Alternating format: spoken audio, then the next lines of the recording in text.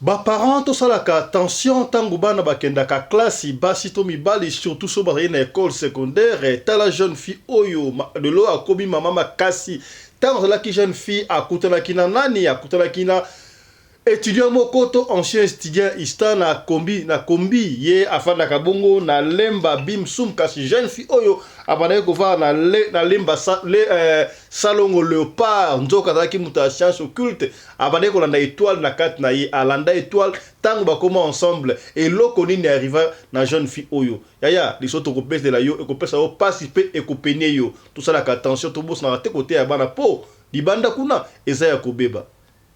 Enfin, makambo yango tolobaka yango lokola maseki ekomi à l'œil nu tala na kati ya shop bali koteka bongo ba partie ya corps humain misapi ya makolo misapi ya maboko lisu nyoso tu est-ce que ezali ngombe basala yango na forme ya mutu to ndenge nini ngai pesi ngai mutu ko so bandeko yango to ko développer yango na émission ya lelo biso na bino bakambe comme à l'œil nu benaboy ko kamwa.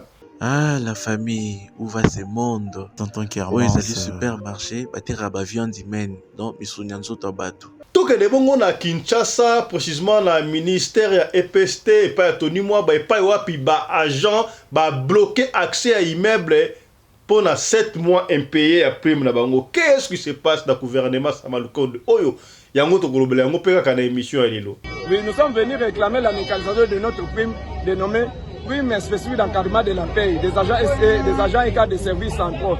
Cette prime est obtenue par MAD, mise à disposition des fonds. Avant qu'on prenne ne fût qu'un seul mois, il faut qu'on brûle les pneus comme ça, il faut qu'il y ait des arrestations, il faut qu'il y ait quoi. Alors, nous avons voulu que cette prime soit mécanisée. Mais Bosch ne peut pas accepter parce que le Premier ministre lui a donné des ordres qu'on puisse mécaniser. Deuxièmement, nous avons 7 mois des arriérés. Les 3 mois que le ministre Tony Maba a engagé sont sur sa table. Bana Djobour, Bana Durban, Bana Cape Town, Bana Paris, Bana Bruxelles, Angola, Kinshasa, monde entier, Afrique Mobimba. Babito s'abonner massivement na Lokole TV. Oui, Lokole, dans le village, il y a des Likambreza na mboka baole lisa. Ngiri Lokole. Mokonza mboka na meeting ya koloba. Na ebisi bino pona ba vidéo du jour na bino, pona ba théâtre, pona ba émission na bino, pona information ya mboka na biso communauté congolaise nyonso pe Afrique. Yana Lokole TV. Sanga plaisir. Allez voir téléphone na yo, kota na YouTube, kota comment Lokole TV allez s'abonner fina musapi. Toini, bisous bye. Radio Lokole TV à fiston. Tous s'abonner massivement. C'est validé. Mobali mbinga na munangolo aboya hydroquinone. Soki ezotambola basheri bazokoya mayanga. Na retrouver douce tendresse affection epana yo. Nasalelo nini pondi make na kupendaka sana. Shita kwacha pelende wenjo. Pour l'habillement des classes de vos enfants, pour l'élégance de vos enfants, désormais, visitez le magasin Little People Shop chez Mama Charlotte Caputo. Little People Shop chez Mama Charlotte Caputo, l'habillement officiel de vos enfants. Awa et pas Mama Charlotte. Moi namboka, bon monake, ba namboka, congolaise, tala biloko ya kosala, et pas bapaya. Atel biso bilamba. Banda de 0 à 3 mois, yango yo. Soto yawa de 6 à 9 mois. Toke wana de 9 à 12 ans. Toza na nyonso. Bana mibali na bana basi. Soto yawa. Umoni oya bana basi. Ndenge mwana zo putsana. Toza lokola wato yene 8 ans tiko mata. Yango yawa. Koto yo ndi makambo. Mwana zo bimondire ministre. Ya bataille nyoso yango. Ba Samuel, ba Chuchu, yango yo. Andika, la tsabana. Oyine to mutaka. Elengi tala ba fest. Bana, mwana bimi na fête. Batu ba komobanga. Soko lingo somba biloko yo. Omonike. Olingo sepelisa mwana na yo. Ko déplacer na yo te. Okotika na internet. Okomona adresse na biso yango wana. Little People Shop chez Mama Charlotte Caputo. Adresse Edenval, Greenstone Shopping Center, shop numéro L119. Téléphone 011 52 46 366. À Jamie Stone, nous sommes sur Meya Street 183, Jamestown Town, Johannesburg, shop numéro 5. Téléphone 082 324 85 22. Place nyonso zali benga biso kotaka ligne benga biso teotikobila batine na ndako. Little People Shop tozana bilamba ya bana ya qualité olingi osomba kota na website na biso retrouver biso na Facebook toza online pe soko osoma partout na Afrique to délivrer bino na ba Korea na biso préférence ya malamu ya original. Donc, c'est la livraison à domicile. Little People Shop met à votre disposition l'achat en ligne. Allez sur Tekelote, tapez Little People Shop.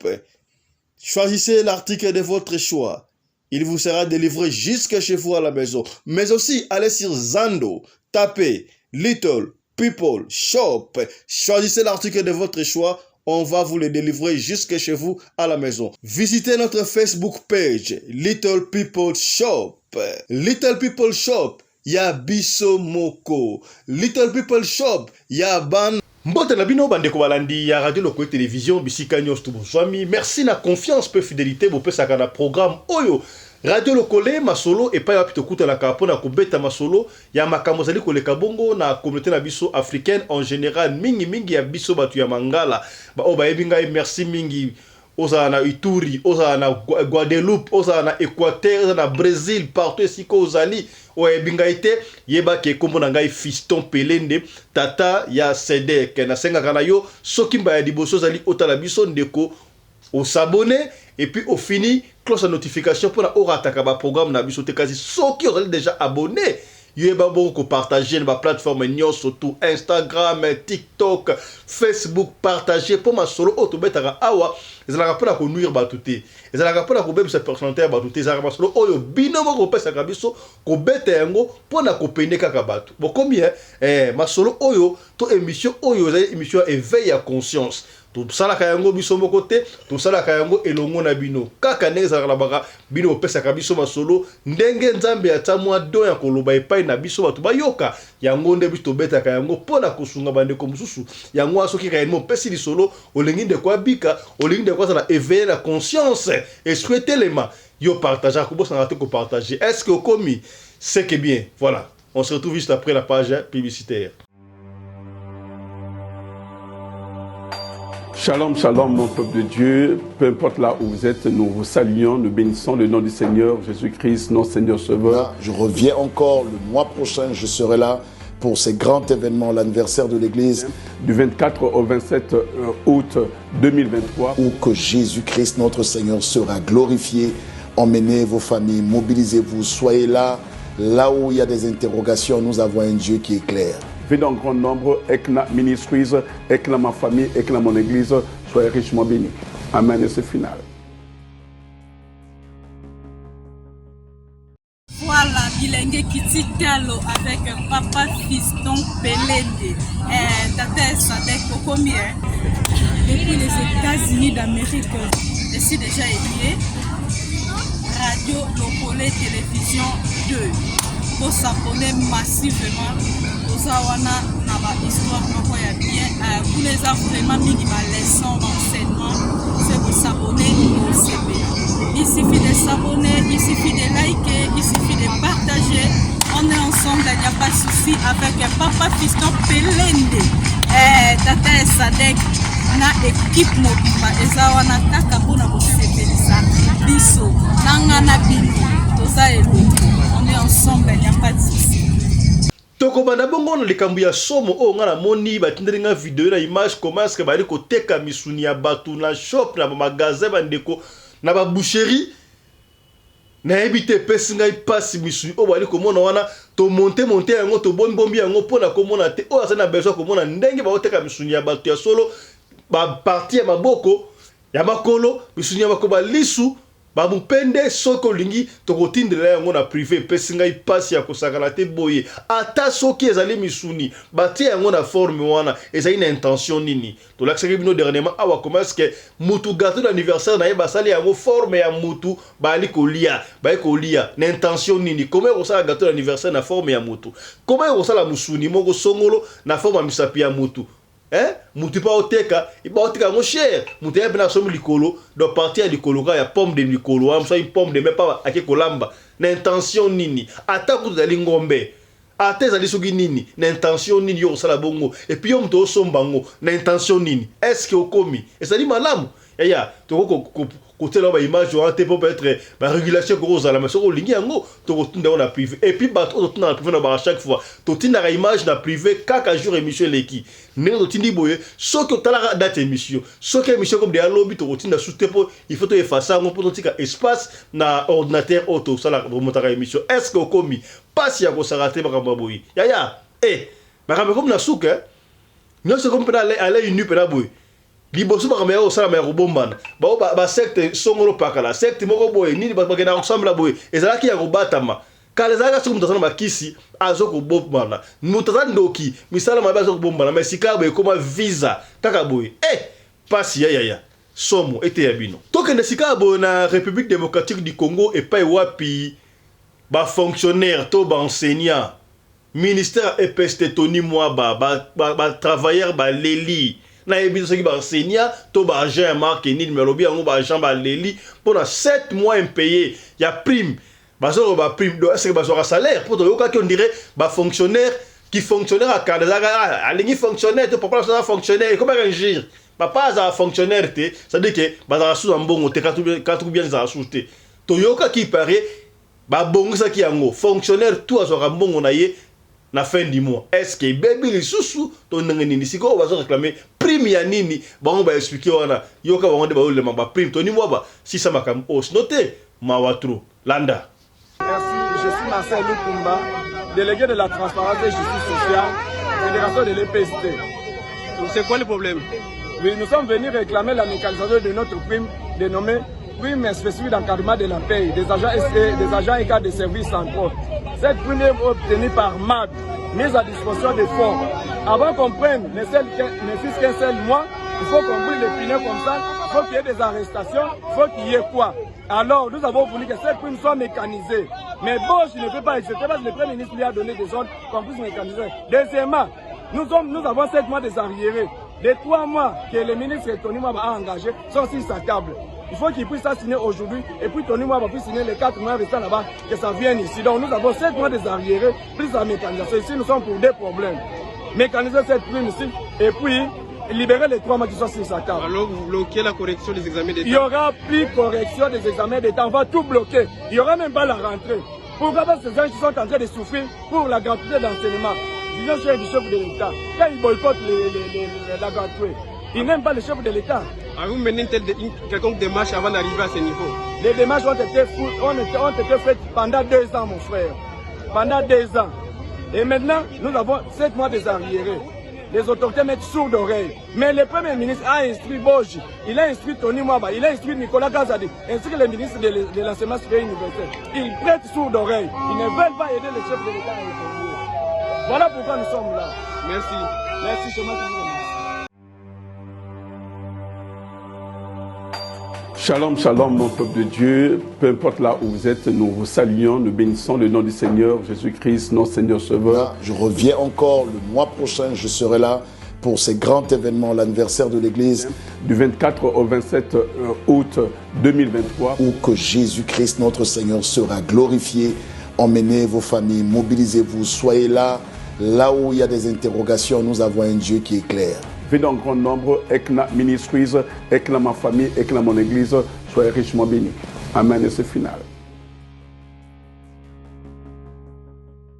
Ya tokombete na lisolo oyo na sengi na papa mama bovanda mama fanda na papa na bana bodanda lisolo oyo surtout ba jeune fille ba jeune garçon soki jeune fille abimana ndako déjà jeune garçon ma tindele yango alanda maman là ba chaque fois tout na ka yaya est-ce que s'abonner déjà on est là tindele la chaque fois émission papa Fiston boy yo moko s'abonner na chaîne yaya sauf s'abonner tout s'abonner puis ça ka ba j'aime pour nous rattraper.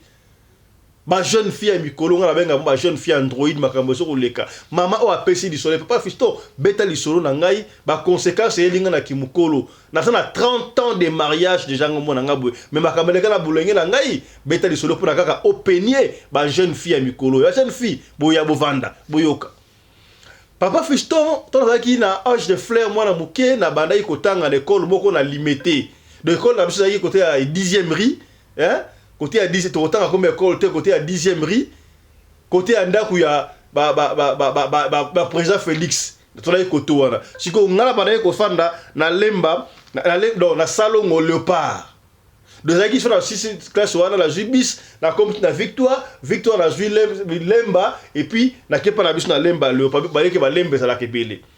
Il y avait un jour, en classe Bimi, na CDCP, na JP, transport dans la limité, na Keiti na Lemba. Pardon, na comme na transport dans la limité, oui, na comme na victoire, pour na Chico, bis ya Lemba.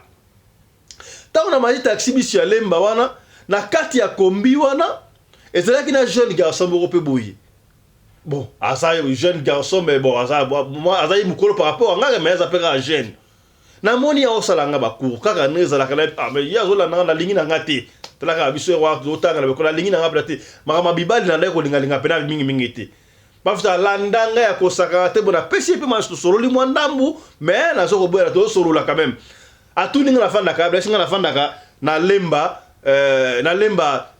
na salon le par oh yesi ko ebisinga tonto na fanda na salon bimsum bana bimsum mbote na bino komi do bana bimsum na bana ya léopard ça rend lemba bibu suma na lemba na salongo sur la carte léopard et ça rend bibu boyebi za la papa fiston ye fala ki ta prenga mais ngata na komi ko na biso na kita na kiti na kombi wana na moni ye pe kiti ngona bisema yo obi fana na bimsum comment yo kiti abone ninga ote na compagnon ga tipa na bino papa fiston to ko landa na ngai tant la kena comme par biso a mone sikanga na fanda na koti ya lekika ndeza la kawana et comme qui chaque jour azala na victoire wana dans ce quoi accompagner ngaka aso ka accompagner ngaka ko solution ngai yo po ebiso bas ndo la kadoki soki muta embryo 3 embryo total mais tonton pas gros ça moi c'est rien tika na pesa chance ndenge plaza ki na pena na kopente na bina pesa pe chance pas ce qui ngai kutu azala que étudiant assisa na Ista Mouchetoville. C'est vrai. Na albert na benga ke tala ina ke na utala ete mais un jour na se décider na bino na kende ko tala et pour na bana ko vendre pas grand frère na biso. Grand frère na biso na ofte na minerval on est ofana pas grand frère na biso. Jour moro na ke ko tala et papa fiston.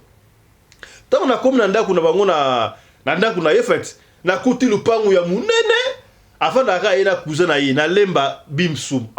Je me suis posé la question, mais ni tata oyo, à un moment on dit à ça mbongo, mais le pauvre on a maté combine nini. Ah, la monnaie on bon, la monnaie pas normal, la monsieur on peut comment ça combine nenga bien. Est-ce que maté combine solo? Qu'est-ce qui s'est passé? Et ça nini. Na monnaie on a le pauvre on a yé, ba mutu kezali. Ah, na monnaie on m'a suspect bon, na monnaie on va normal. Peut-être à l'anda qui ngai kaka. Tant au côté ba fisto kaka neza la kato mondo ki ambiance ya mwasna mbali na mona kaye bref na bana ko kende kuna tuna mali ko kende kuna comme na mwasna mbali ba chérie mais soki na ke kuna ye mingi na kuta kaye atanga aka ba livre ba fisto ba livre apesa yaka na komuna otanga kumba sexual tembo komi kaka ba livre ba sex songolo pakala bokomi ya atanga ka mingi livre. Si vous avez linga abanda ko initier nga pena tanga ka mingi livre sina ko mona apet ponga na ndenge marampa ko tanga mingi mamba classe azo pesa nga livre wana papa fisto tango livre daka osimbi livre boit yo to tanga na o livre tango tanga livre nzoka bakambo tanga na e salama na kati na yo et ça ko zo méditer est-ce que bokomi yo tanga na o roman mais makambo tanga tu fais ko tangi ozo réciter c'est comme ça l'invocation ngala bande ko yebate. Papa fisto a comment être na niveau benga nga moi sinanga ya bikishi. Moi sa bikishi la kinini. Moi sinanga be lima Moi sinanga ya be lima so ya be lima so be bikishi la be lima non Papa fisto na comment être attitude wana moko. E bana ko kota nga mwandambu ngamna na ko loba matro na comment na comme na ndako na fani nie na ngo loba te na mediter kaka. Abandi ko indice nga muke nazo comprendre raté o moi sinanga ya bikishi.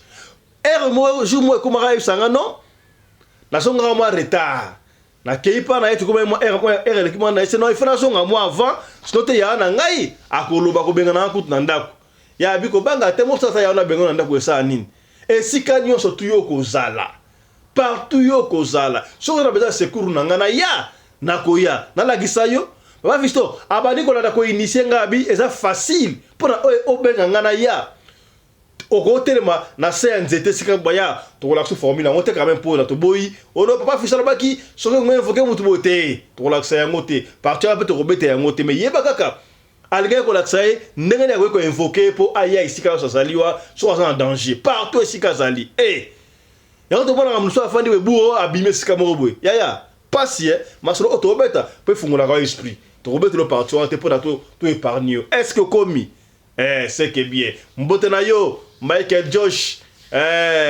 meilleur sponsor du moment ya tokomande ko Michael Josh kota na site oponi chemise oponi biloko aite baensemble bachaussure ozolinga okomande yaya ekoya tipa na yo na ina peta précision boyo mpona Michael Josh tozonga na émission mpona Michael Josh soki okomande eloko super wax hollandais to biloko ya kola te konso ofuti mbongo na site ntango ekokoma na mboka na yo esika ozali yaya yebaki okofo futa douane ezalaka na mboka nyonso tu amwaki ezala bakantite moko ya mikie okotala parce que baformulaire ezalaka nyonso tu wana il faut ofuta douane kozelaka te ke Michael Josh afutelaka o douane est ce que okomi c'est que bien je crois okomi Papa Fiston initiation komaki trop loki eloko na komponaki te ngai mais ndonga na mona ndia na mbongo oui azalaki na mbongo mais mbongo wana ekopesa nga te awana kopesa nga mbongo te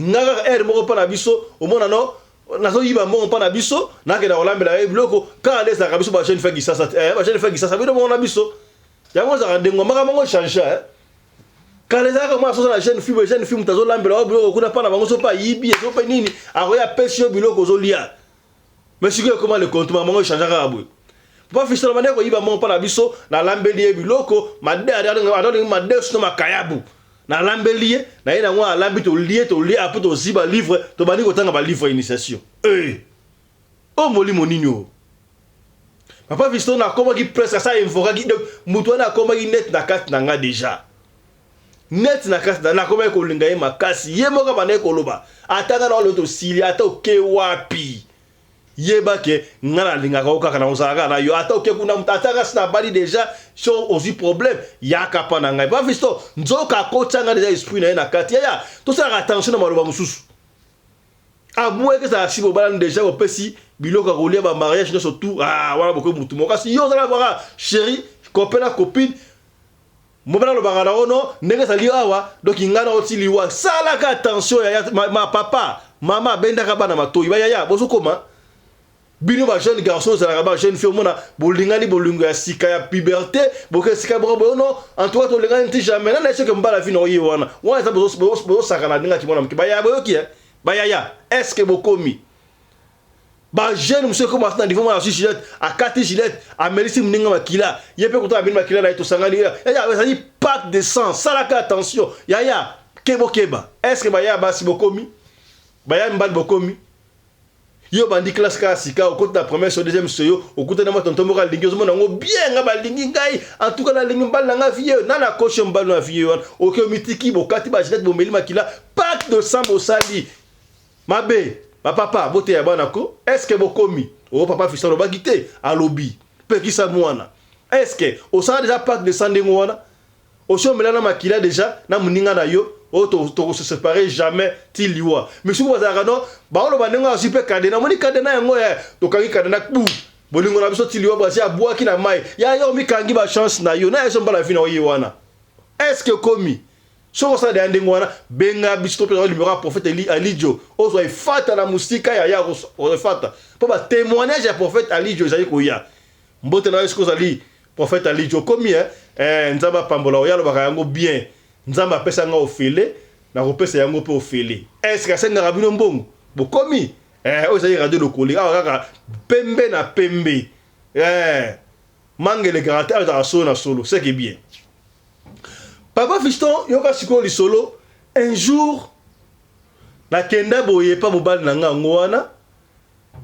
azalaki na baninga ne ba omela mwa whisky mwa fe ba sepela na salon ngana lambeli bango na lelo ki ba fatigue na koti na chambre papa fiston na se reposer na lalite papa fiston na fayi na mbetu boy na yo ki fatigue o saradete ma pongi me pongite bu ene za so o ngonimba o kange misu boy to kange fungoli mamoko na kange na fungoli boy na mona sirène papa fiston afande ninga na mbetu ala bien mukila bina mami wa benga mami wa ta afande ninga na mbetu abali ko finga na kingo natika mbala na ye fininga fini doki nazo ganga zo matato longolele zo matato ganga nazo yoka bato ba na salon mobile nanga lo na salon bakamara na ye me bazo yoka te mo na modi boy mobile nanga abimi siko na ta chambre donc a se dédoubler par fisto hier ça na salon a comme na chambre moi si on a finanga sur elle ya zo seka ba finaye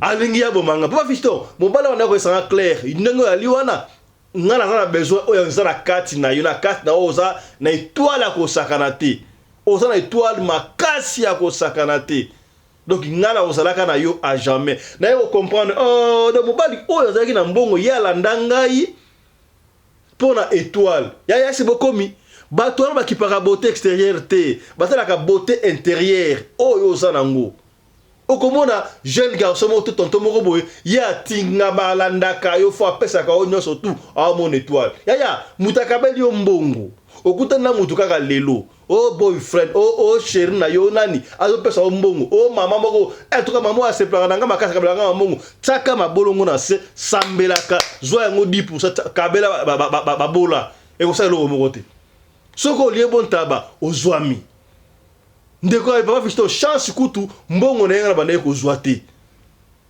tango akainga la kingo ndengo na gangi na kitana ganga au nom de Jésus siko yimi sokale alimwe papa fisto jour wana nde jour na kimaka ye na bi ndeko buto aza mystique moya bela lo bapela ndaku ezate nzoka papa fisto ye asa la tanga la kati ya kota la kati tanga ba livre ngana tanga wana déjà donc tout ça de pacte de sanga na ye to kozalaka libela ya ngwa bana ko loba ya mobile na yo loba nini to ba papa balate ba kisheri ba ya ba jeune fille ba jeune fille ba jeune garçon boso la nini ke ba loba oyo copain na yebisaka yo tango bala nanute to copine na sa tango bala nanute nonga to kozalaka na à jamais nini oui soki salem ke to bala ni c'est bon parce que divorce ya malamu te mais que pas ma pamba boy ya yebela est-ce que komi baya basi bokomi baya mbal bokomi papa fisto no bakite ngai wana lobi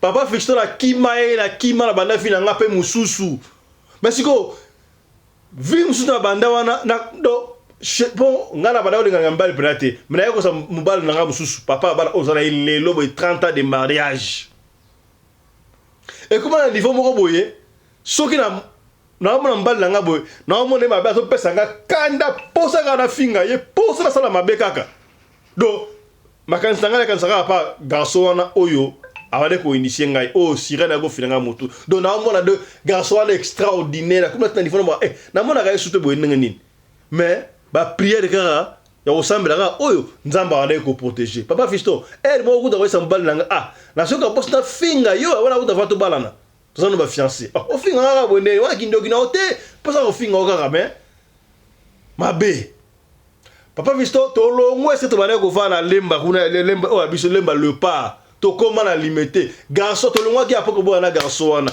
ayebe c'est to fa ndara te mais na ka moi jour mon papa visto et c'est to comment ki na limité na mona ye na fenêtre aye oyo kimanga pakato kimanga oko kimanga to zana ngala maboko partout okende ngana kozalaka na yo surtout ki boye papa fisto na mona pe ye solo et pas limwe tala ba on to luka ba jeune fille papa fisto beta di solo opona ko penyaka ba jeune fille mobile nesto na zalata mbala ko linga oui c'est vrai au sang moi si il faut ba linga yo mais tala nani talaka état d'âme mobala lingi ya solo tama bolongo na se tuna nzambe est-ce que opena ye nzambe ko la to basine parce que soko sambe ya solo nzamba la gisaka te soki nzambe ya bino la gisaka te ya biso la gisaka otali sa ya solo est-ce que beaucoup ma jeune fille est-ce que beaucoup ma jeune garçon c'est que bien Papa Fiston ko sambela ka ba prière.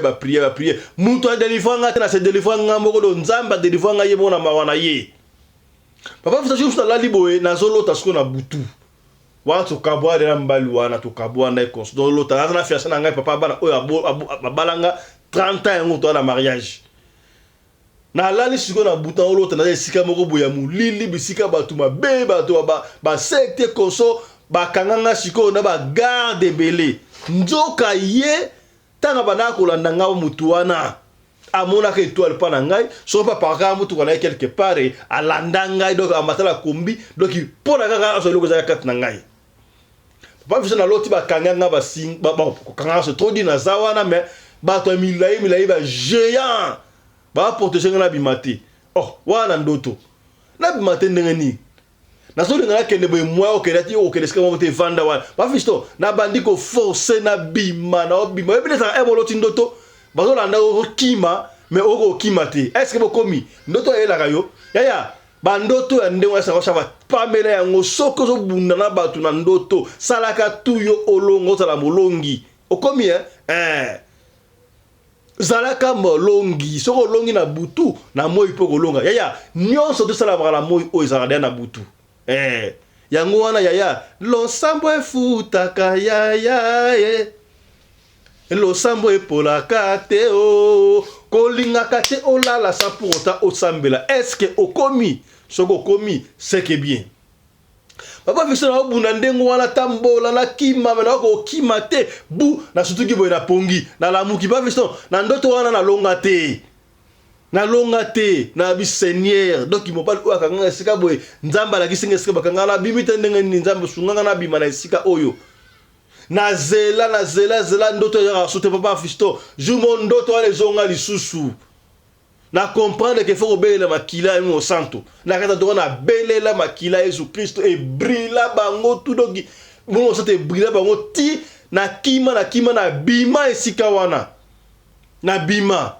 tanga bimi déjà victoire pas victoire banda na bima wana na bossa na makambali wana na kama mona mbala nga siko normal mubala kitoko nyos normal to bana papa bana biso ti lelo oyo to na mboka moko songolo na Europe pas visto beta di solo opéné ba jeune fille na ba jeune garçon makambo belé to sala kana bolenge na biso e ka ko rattraper biso na kimukolo okomona boy otamona sa vie na kibolenge na ndenge nini oko mukolo yo peut être zobota te to zobota mo di vie zo kende bien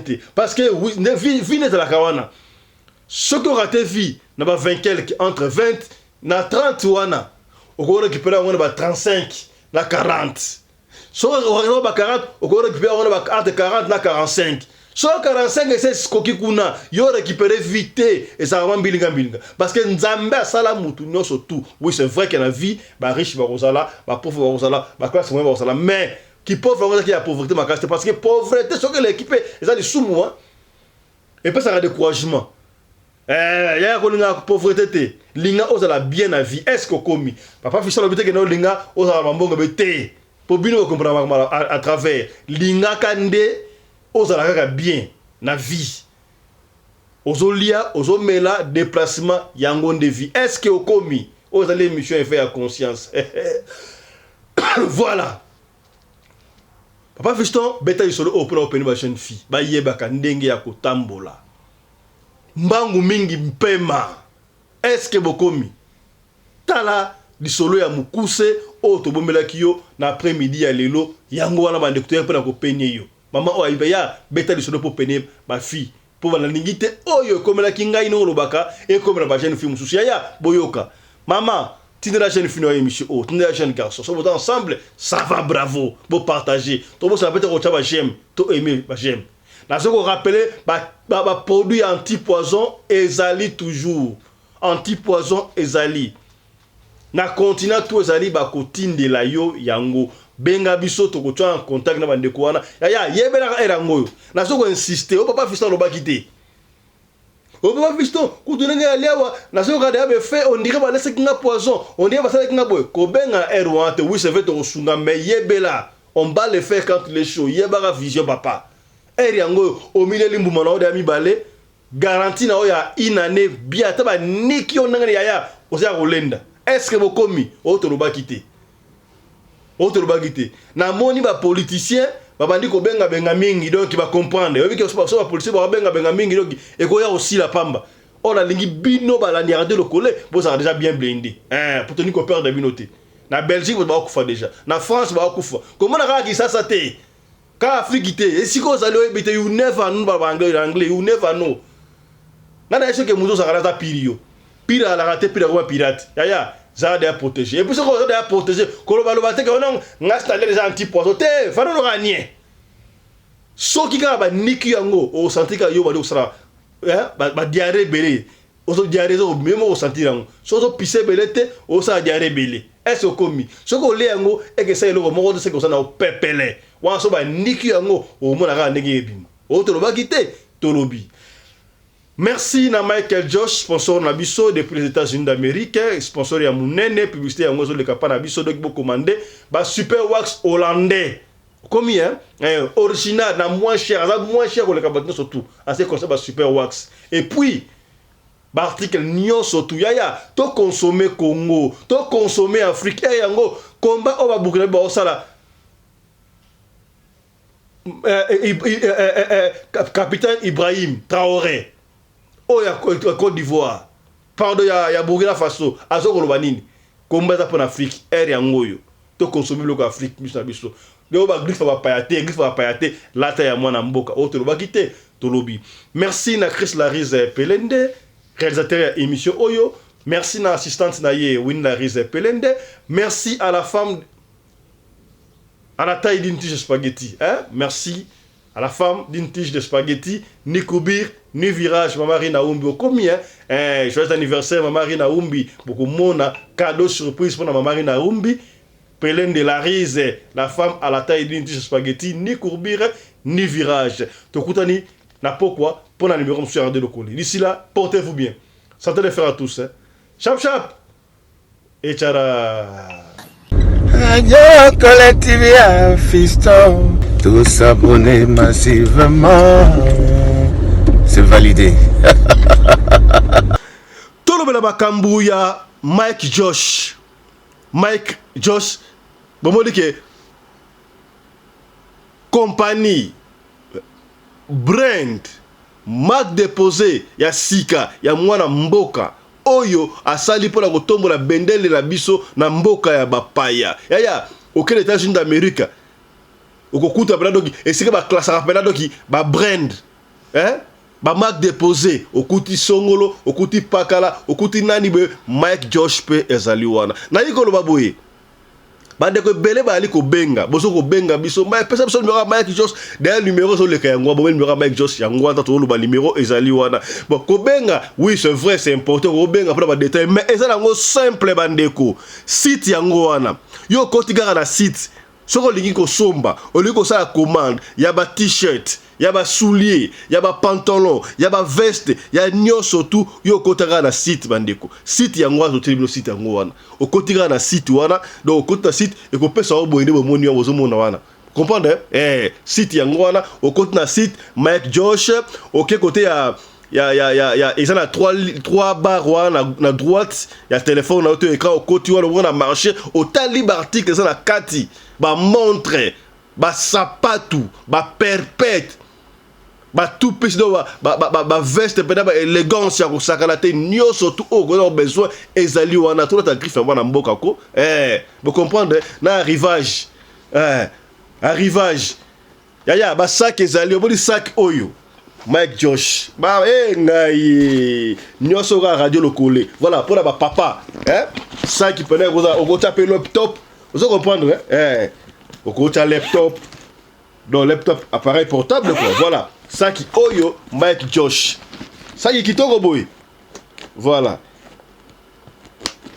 ça qui Mike Josh nyo sorti ko linga kotaka la site wana ko mona yango ça qui oyo Mike Josh et silika kate voilà na ça qui bino doki Mike Josh voilà ba montre ezali ba montre siko boye ya to ko changer ba montre le quoi na filmer montre oyo Mike Josh et ça ba ya to kata ngona ba sachet o azoki acteur ozomona to kata na ba sachet zokata na ba sachet yaya to gobete na lisolo to continuer formation tika to ba ya sponsor po ezali non sponsoring mais ezali mwana mboka atomboli bendele ya biso wa congolais bapaya ba misusu ba mekaki mesimba kite voilà to attendre ngwa to bonga session na sima voilà montre oyo eza waterproof ba waterproof la accident c'est à dire que montre oyo na la tango boye na ko so na piscine na ko kota na mai na koti na mai pena boye na koti na mai montre oyo ekobeba te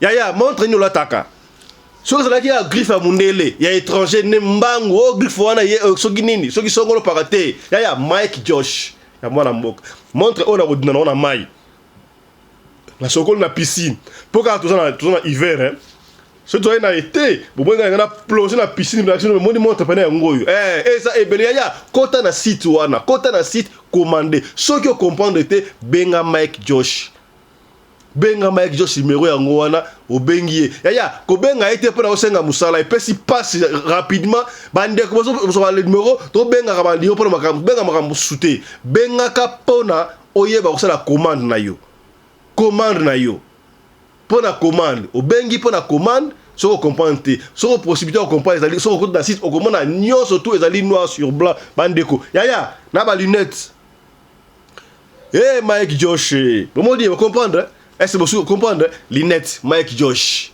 yaya nyonso tout osalango besoin ya ko data ezali na Mike Josh atayo moko to supporter te yaya biso na bango différence yena c'est pas la ba défilé de mode ba musicien bozali wapi ya nzambe to ya mokili ba pasteur benga Mike Josh soko zuete benga biso na radio loko to ko lakisa o ndenge nini yo benga ko benga yango te pona ozwa ofele na talu mukie kota na site sala commande ba mission so takala kisasa sala commande to sala wapi sala commande kota na site wa to telio site yango wana kota na site tala ba article nyonso tout et puis sala commande na ligne okozwa bandoko oyo déjà basala commande basi ba juju ya bango déjà ba ko témoigner pe awa yaya to na ma précision mo mukie pour ba kamu etali ba super wax hollandais na ça gibino Mike Josh oyo azali bongo sponsor na biso na radio de télévision azalaka bongo na actionnaire moko ya ba actionnaire na Visco baby Visco te Visco ezali compagnie oyo salaka ba wax hollandais salaka na Hollande yemoko Mike Josh asa na États-Unis mais asa actionnaire problème te alors bandeko babenga kebele bandeko mso ba pesa commande on a besoin il y a 10 pièces on a besoin il y a 15 pièces et ça la maboye boye ba ke ete ka na prix de gros alors prix de gros on a pour na Mike Josh atekela yango ba ko ya ko tikela yango tina ndako isina to na boutique na adresse au pesa et sengeli na yo oskokuza 50 pièces seulement bazo banda côté qu'à partir à 50 pièces seulement et ça quantité moko industrielle pour prix ya mukie wana batie et ça pour na baso mango soki osala moya ko so mango te bandeko soko pesi order wana to proposola ki yango okopesa na yo order na yo pesi commande il y a 5 pièces il y a pièces boko il y a 10 pièces il y a 20 pièces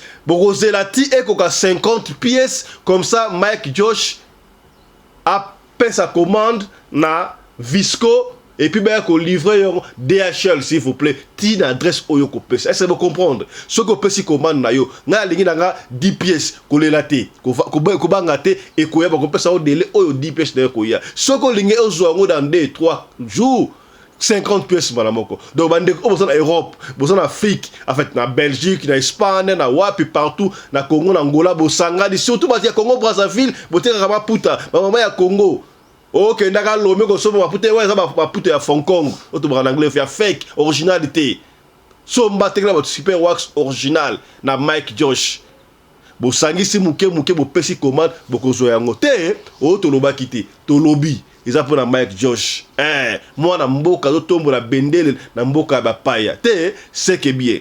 Dans le cadre de soutenir la vision du chef de l'État dans les domaines de l'éducation, Mama Charlotte Caputo, la femme de fer, facilite à vos enfants de venir étudier en Afrique du Sud.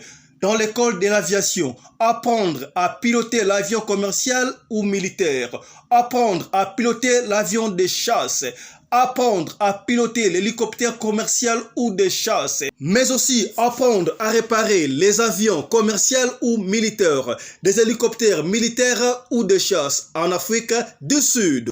Bandeko, yo mutolingi mwanona koma pilote commercial to militaire. Avantage yango yo. Obengi na numéro oyo ya Mama Charlotte. Ako guide bino.